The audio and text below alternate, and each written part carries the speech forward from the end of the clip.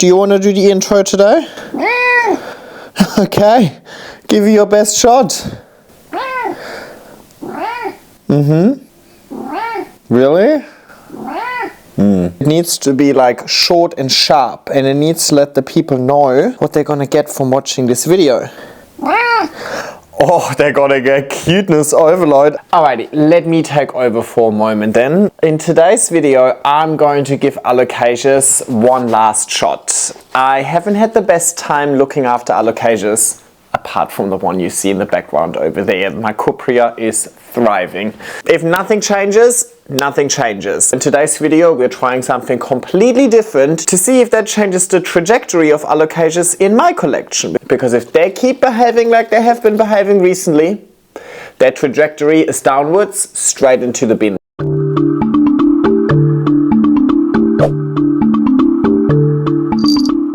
Hey everybody, and welcome back to my YouTube channel. Jan from the future over here, and I really quickly wanted to jump in to let you know that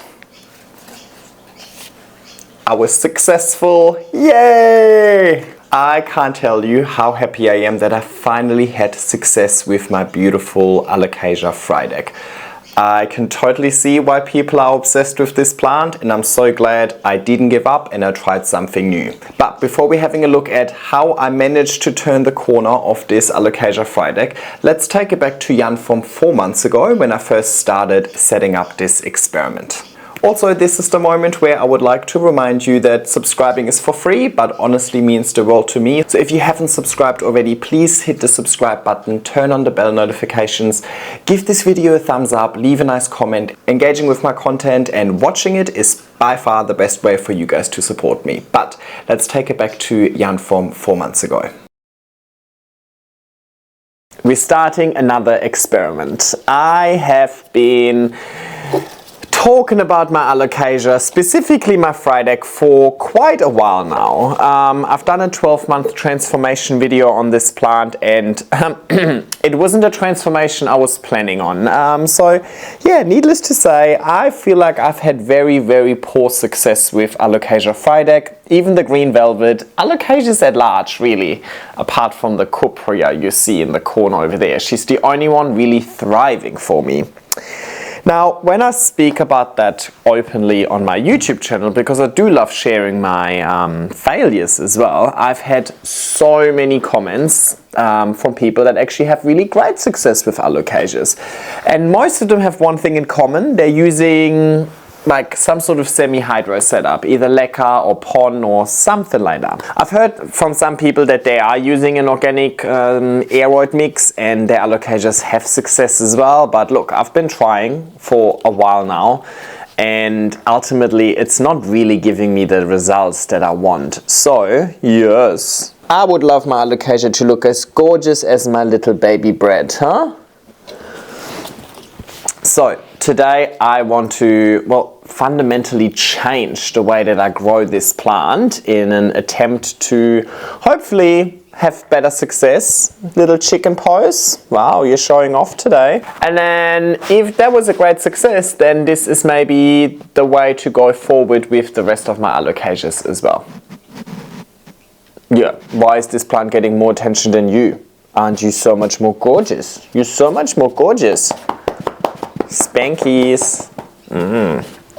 Alrighty, I forgot to get a little bin to contain the mess. Let me get that and then we're ready to go. Oh, you're sitting there now, huh? Do you want to show everybody your rainbow scratchy? Look. No. Okay. Okay, I'll squeeze in here. Now, the reason I'm hanging on to my phone for dear life over here is not just because that's my job, but also because, yes, because I am inspired by an Instagram account called Plants, Decor and DIY. They're two German guys, Daniel and Hannes, in case you're watching. Hello! And they grow all of their Alocasias, and I'll suppose I'll DM them, ask if I can use some of their content. If you don't see it, then they didn't respond. But if you see it, thank you. They grow all of their Alocasias in big glasses, like these ones, much bigger. This one is a small one. And using just leca and moss.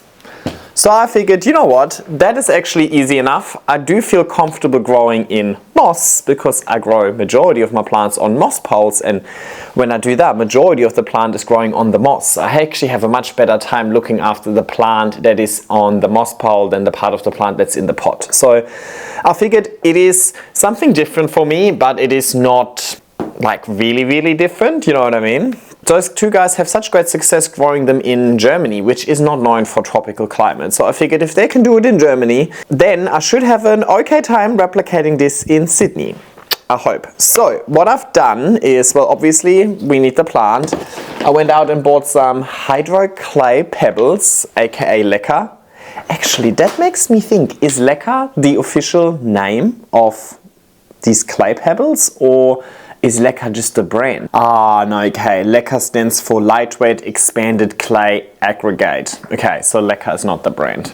Anyway, let's just keep calling it leca. Leca.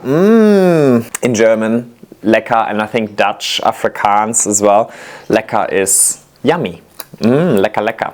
Alright, so the other thing I did is I went to Vinnie's. Vinnie's is like an op shop over here, so people go to, like for example, when I do my 7,000 moves a year and I have things that I don't want to take to the new house, or when I go through my wardrobe and I have clothes that I don't like anymore, I always go to Vinnie's and donate them to Vinnie's. So you can actually find really nice stuff at Vinnie's, and I needed to find glasses. So I found this glass for $4 yesterday, and this one also for $4. I have not bothered washing them and I don't think I will, because I think it's getting really dirty soon. I think maybe this is a little bit too small because there are 3 plants in here. So I think I'm going to go with this one for now. Might as well.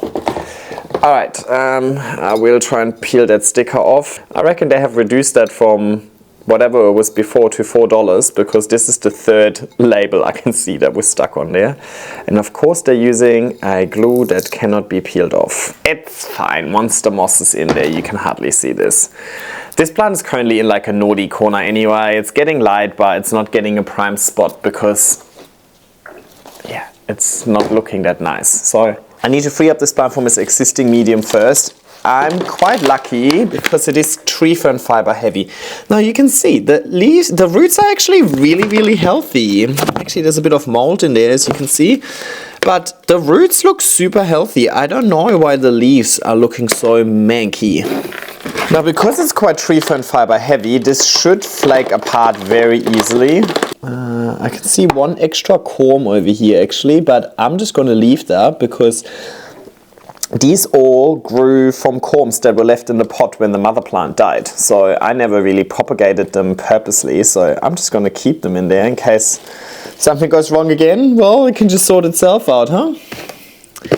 Alright, just quick checking that there's no other corms that I missed. And you know what I want to do is I actually want to dunk this in water to get any of the excess soil off. Why don't we do that in that vase so we can actually see the process? Hydro, semi-hydro, I don't even know what all of these words means. I think if I would go completely into leca with this plant, for example, ideally I would get rid of all of the organic substrate. But given that I'm going to put this into moss, I mean, I grow a lot of plants like in aeroid mix and moss, or have like aeroid mix and a layer of moss on top and so on. So I don't think the aeroid mix is going to like cause any root rot issues when if there's a little bit left. There's passive hydro and active hydro. And to be honest, I never really bothered looking into any of that. I just love my aeroid mix. All right, let me show you that. I mean, you can see all of the additional stuff that came off, and I'm happy with these roots. There's definitely a little bit of dirt, there's a little bit of substrate still stuck in the middle, but I also don't really want to rip these apart. I just want to keep them as they are. Okay, it says I need to rinse and then soak them for 6 to 8 hours. Definitely not gonna do the soaking part, I think, but the roots won't touch the leca anyway. It's really just a drainage layer. So maybe a little more. And it would have probably been smart to rewatch their tutorial. I'm just doing it from memory. I think it's fine. Let me just quickly rinse this. Alrighty, on to the next part, and that next part I thought was genius. So they're now just using moss, but they are actually using dry moss when they put this together. I never work with dry moss. I always... Was that too much lecker? Yes. Let's do it this way. I love how I say it was too much lecker, like I know what I'm doing. I'd never use dry moss because, you know, when I make moss pots and so on, I want to use the moss in the state that it's going to be in afterwards, and it's never going to be dry. I'm trying to keep it moist. But what they said is basically that if you use dry moss and then you water it and the moss expands, that gives your plant stability. It holds it all in place. So you don't have to worry about it too much for now. I do think I somehow need to wrap these roots in a little bit of moss, of course. Make sure that they're kind of covered. You know, there's little gaps in between the roots that I can't put moss in now. Like that apparently will just happen when I then water it in, which is kind of cool. So I just loosely, like more or less loosely pack it because I'm waiting for the moss to expand. I mean, it's a small plant still, so let's keep it as it is.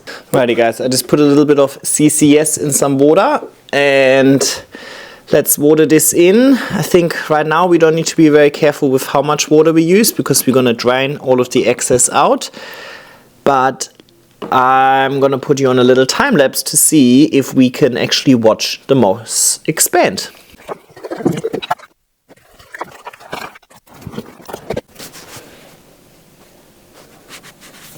I'm not sure if you saw anything. Editing Jan is gonna be a bit smarter than filming Jan.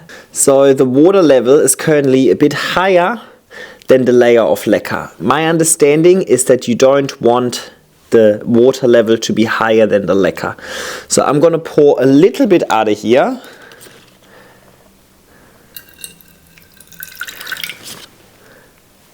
Now you can see that the water level is here, right kind of where the lecker layer ends. I mean, it would be smart if my lecker layer would be a little more consistent, right? A little bit more maybe. Keep in mind I also haven't soaked the lecker yet, so it might soak up a little bit more water. What I'm going to do is I'm going to put it back in the exact same spot that it was in before, which is in a south-facing window. Means it gets bright indirect light, but no direct light. And maybe a little bit of direct light towards the afternoon, now that we're heading into summer. But I mainly want to just put it back in the same spot so we have a better, let's say, like comparison. First, I want to see some root growth and then hopefully some nice leaf growth as well. See how we go, you know. We're experimenting, we're in this together. I'm as curious as you are. I just have to stay a little bit more patient because you guys will see the update coming up now. I, however, have to actually wait. Oh well, it has been 1 week since the transformation and yeah, the plant isn't looking too happy, is it? Hello, careful there with the scissors. Now, let me bring you a bit closer. I mean, you can see really, apart from the latest leaf over here, everything is very sad and going very yellow. Now, that in itself isn't necessarily super unexpected because I suppose it is a bit of a shock to the plant. I do think I can see some roots here. It's really hard to differentiate between roots and moss. I think I can see some healthy roots here as well. So yeah, I suppose I won't give up on it that quickly, right? It's only been a week and I think it is just part of the process. So I'm having a little trust the process moment and I hope that it's just gonna sort itself out. I would normally cut all of these off because they're so ugly, but I actually just want the plant to take as much energy as possible out of these leaves and put it back into its core and root system. So I'm not going to do anything with that, but probably over the next couple of days or so, as some of these leaves become really, really bad, like this one, I'll just start, or they actually just drop anyway. So anyway, I'm more focused on new growth over here, but what we have definitely learned already is that this is probably something that you could very much do when the plant is dormant anyway and doesn't have any leaves. So at the beginning of spring, for example, and if your alocasia has gone dormant over winter, then that's probably the time to do it. It's probably not a good idea to convert it when the plant is already happy. But I suppose if the plant is happy, then why fix what's not broken? Anyway, just a quick update to keep you informed. And okay, enough filming. I'll take care of you now, yeah?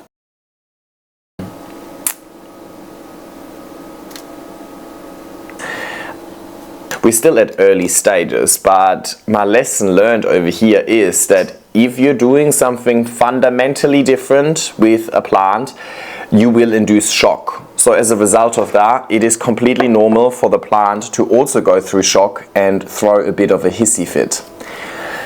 Now, whether or not I did the conversion from my aeroid mix to the moss incorrectly, or whether or not this is just a normal part of the process, aka the plant is going through shock, shedding the existing leaf, but then growing back stronger and healthier than ever, which is what I'm hoping for, time will tell, right? But I suppose if you just judge it based on the initial result, it looks like a failure. If I wouldn't have been doing this for 5 years and my plant goes south that quickly after I do something like this, I would have definitely like 5 years ago, Jan would have definitely panicked. But these days, Jan can really just laugh about it, if that makes sense. Anyway, see how we go. It has been 1 month since the last update, and honestly not much has changed on first glance, at least. All of these yellow leaves eventually just started falling off, or so I suppose I just ripped them off eventually. But yeah, I was like, okay, there's 3 shoots in here. 2 of them kept 1 leaf each, and then the third one is kind of this one over here. So at least that kept me somewhat positive, but honestly, I was checking almost every day for roots, couldn't see anything. And finally, I feel like over the last 2 days, I finally started seeing roots, and they're growing quite fast. So let me show you. And I hope it's okay with the glare. You can see 1 big root coming in over here, tiny one here, another one right here. Yeah, you can definitely see a lot of algae. I feel like at this stage I am more successful growing algae than growing alocasias. Well, that's a big relief, because at least there is root growth, and once there is root growth, leaf growth will be inevitable. So that's a positive. I suppose that is the biggest challenge, getting the root system to re-establish and then stay healthy as well. To be honest, it took a little bit longer than I expected. I was actually expecting faster results, given that these plants already had roots. It wasn't just like an empty stem or corm. This plant is getting more and more light every day. It is in a south-facing window, which in the southern hemisphere is the worst exposure, but it also has like a little west-facing window, hence you can see the green is facing the west-facing window. So it's in like a southwest corner pretty much, and towards the afternoon there's a little bit more direct sun coming through that sort of corner, if that makes sense, whereas in winter there's no direct sun coming through that window ever. So it is getting more and more sun every day, so I'm hoping that's also gonna trigger something, help me with something. But yeah, for now, a positive update. Not thrilling, but it's positive, and let's hope it stays that way. Anyway, I'll see you soon. It happened! We finally have new leaves, and I think they're the nicest leaves I've ever had on this plant. Well, it has been over 2 months of actually setting up this experiment. Hello, baby. Yes. Hello. Yes. Yes. Come on. Good boy. So it's been over 2 months that I started this experiment, and I don't think I've updated you in almost like a month or so. I'm not too sure. Editing Jan would know better. And we finally have success. So let me show you a bit closer. We can still see lots and lots of roots. Some roots have also made it into the leca layer now. More here, more here. Heaps of algae, more roots here and here. And then this is a new leaf. This is definitely my favorite. This is a new leaf, also a decent chunk of variegation. And this is also a new leaf. So far so good. Based on these leaves, we definitely know that we are on an upwards trajectory. And we also know that in itself, this setup works. Now, I always hear people online being like, I changed my plant to leca and within 1 week it exploded. Or people talking about pon and be like, I put it in pon and within just a couple of weeks my plant grew 800 leaves. I don't know if people just exaggerate or if that's actually true. I mean, the whole purpose of me doing this sort of series is to show that it is an instant, right? It has been 2 months, and at the beginning of the 2 months it went downhill first before we're now having a slow recovery, and it's in great conditions. It's actually getting a lot of light these days because we're in the middle of summer now, and it is about 60 to 70% humidity and 25 degrees in that room. Now, I know that a lot of people said it doesn't need great conditions like that, but to be honest, I don't really have anything worse to offer, if that makes sense. So I'm thinking I'm giving this very decent conditions. I'm seeing all the correct signs, but it's not fast. And I think it's something we don't often talk enough about. I get so many questions of people asking me like, how long does it take for this plant? How long does it take? And we all have different experiences with it. According to some people, this could all grow within a week.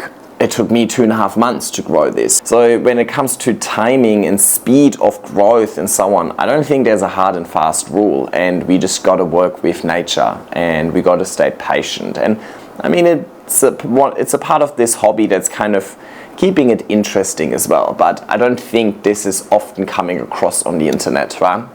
The internet loves instant gratification, the internet loves instant results, so I think sometimes we don't show how long things actually take. And in the grand scheme of things, this plant has been in my collection for over a year.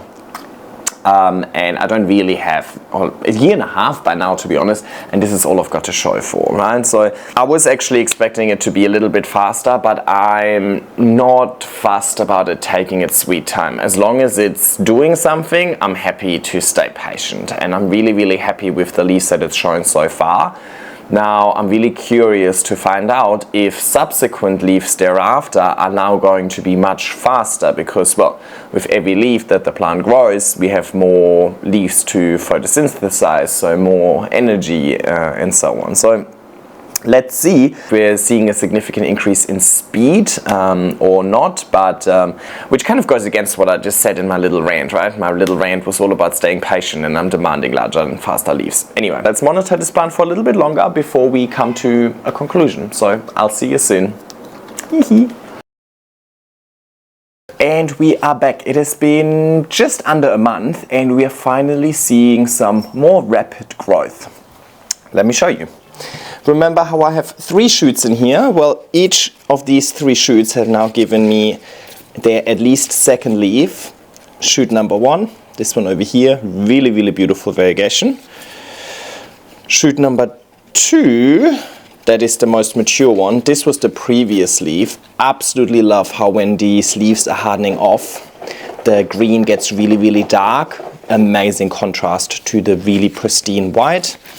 And then this is the newest leaf. More green, but also amazing size. This is definitely the biggest Frydek leaf I have ever grown. Absolutely love this variegation. I think this is stunning. And third shoot, this is the new leaf. Also stunning variegation. Oh, maybe let's show you the roots as well. There's definitely some roots, but I haven't seen all too much further root growth actually. It looks like the plant is now really focusing on leaves. Now, we have had spider mites in between. Surprise. I have started using killer mite. I need to put the name of the active ingredient down on screen. Hello, darling. At this stage, it has definitely worked. However, I'm very hesitant in recommending any sort of products without knowing that much about them. Somebody else recommended that to me, saying that that's a really good solution of definitely getting rid of the spider mites, but I am not knowledgeable enough to know about all of the implications of using it. So look, I want to be honest with you and tell you what I'm using, but just because I'm using it doesn't necessarily mean that I'm endorsing it and or recommend everybody to use it, right?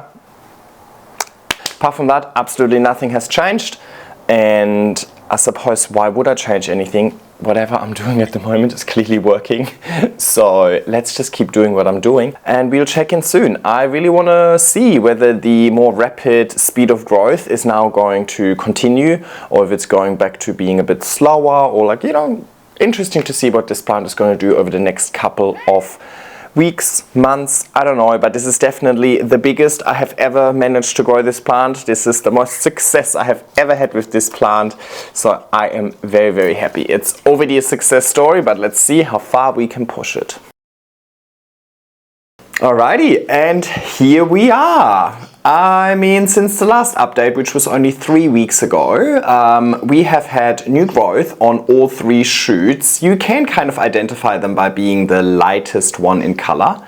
So this is, I mean, how much better than this leaf can it even get?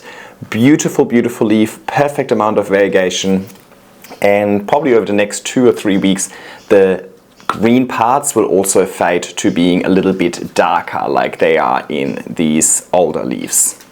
So that was the newest leaf on the biggest shoot, the kind of like the main shoot, which has these 3 beautiful leaves, which are amazing. Wow. Then the other shoot has, oh actually this 4th one down here belongs to this plant as well, but seen better days, no? Then there's a second shoot which has these 3 leaves down here, these ones, with the newest leaf again easily identifiable by the lighter green in color, but again they will fade to being nice and dark over the next couple of weeks. And then the 3rd shoot has just pushed out this new leaf over here. I'm not even mad at it being fairly green because I actually like the green leaves as well, like, and I think especially in contrast to the white leaves, the green leaves look good as well, so I'm not mad at that at all. But previous leaves have shown more variegation, like this one over here, which is absolutely stunning, and this one over here. So with Alocasias, I don't think you really have to worry about them reverting. I mean, they can revert, but I think the variegation seems to be more random than with some of these monsteras or philos. So I'm not concerned about having low variegated leaves. I don't think that's necessarily an indication that the subsequent leaf thereafter is also going to have less variegation. Alrighty, let's also quickly address the root situation. I think you can very much see a lot of roots. I hope the camera's going to focus on this. You should be able to see a lot of roots pushing towards the back over there. And if you're having a close look, there's also some roots that are getting into that leca part. Hang on, I need to cover my face. There's some roots going into the leca down here as well. But I wouldn't necessarily say it's root bound just yet. Another observation, very heavy in algae on this side. Definitely less algae on this side that is facing away from the light, and also much more root growth. So it just shows as well that roots actually seek darkness. I mean, not all of them. There's different types of roots as well, you know, like epiphytes up in the tree would have exposure of their roots to light as well. But Alocasias, their roots would normally be in the ground, so they wouldn't necessarily be exposed to light. Hence, I reckon the roots prefer the darker side of the vase, so the part of the vase that's not facing the window. So look, I'm not worried about the amount of algae that's in there, but it's only been 4 months, right? I can see how this could go out of hand over a longer period of time. So I think going forward, I'll just pop that glass vase in a planter, and then that should also stop algae from having a field day, but it still gives me the ability to just quickly take it out, check the water levels, and then act accordingly. So throughout those 4 months, I have ensured that the water is always kind of just below the moss, so it's not touching the moss, and I never let it dry out. So as soon as there's no more water in here, I pour more water over it. and the moss didn't dry out at all. So this was consistently moist. And I think that's been one of the problems with my aeroid mix beforehand. While I was aiming to keep it consistently moist, I might have let it dry out a little bit too much. So yeah, so far so good. So yeah, I've really enjoyed this approach in that glass vase, and I've had a really easy time looking after it. It really took the guessing work out of when do I have to water, when don't I have to water, do I want to let it dry out a little bit more or not. I just always water it as soon as there's no more water in here. And it is also something I feel like, you know, if you go away and you need somebody else to look after your plants, it's a really easy instruction, right? Pour water over it, make sure the level doesn't go above where the moss is, and then that's it, right? I definitely want to go ahead and try that approach with a few more of my Alocasias to see if I can replicate that success or if I was just lucky. Now, of course, this is just a method in which I grow it. At the end of the day, you still need to provide a plant with good conditions for it to thrive in. And I was in that southwest facing window the entire time. It actually got quite a lot of direct sun towards the afternoon as we were in the middle of summer. And I was a bit worried about these fully white leaves burning potentially, but they didn't, so that's good news.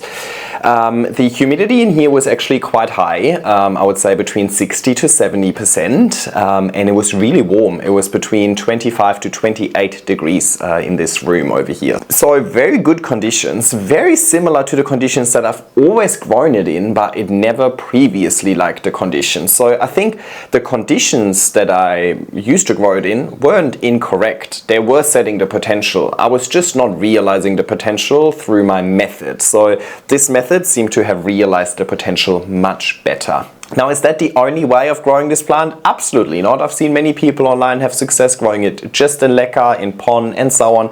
But to me, it was an approach that is close enough to what I already do, using materials that I already have, and backed up by the experiences of Daniel and Hannes in the first place. So proof is ultimately in the pudding. So, you know, I'm very happy that I gave this a shot. Sometimes I'm a little bit apprehensive in trying something new, but I think in this instance it really worked out for the better. Now, I have had to treat this for spider mites 3 times in those 4 months, which I'm not surprised by at all. I've been using Killamite recently and it seems to have worked really, really well. Now, it's not the only plant in this room that had spider mites. Pretty much all of the plants in this room had spider mites, so I can't necessarily blame this plant specifically for being a spider mite magnet. I think they're all spider mite magnets, but you know, that we also have to keep in mind. The best growing method in all of this isn't necessarily gonna save your plant if you have crazy pest infestation. So still somewhat of a high maintenance plant when it comes to regular showering and pest treatment,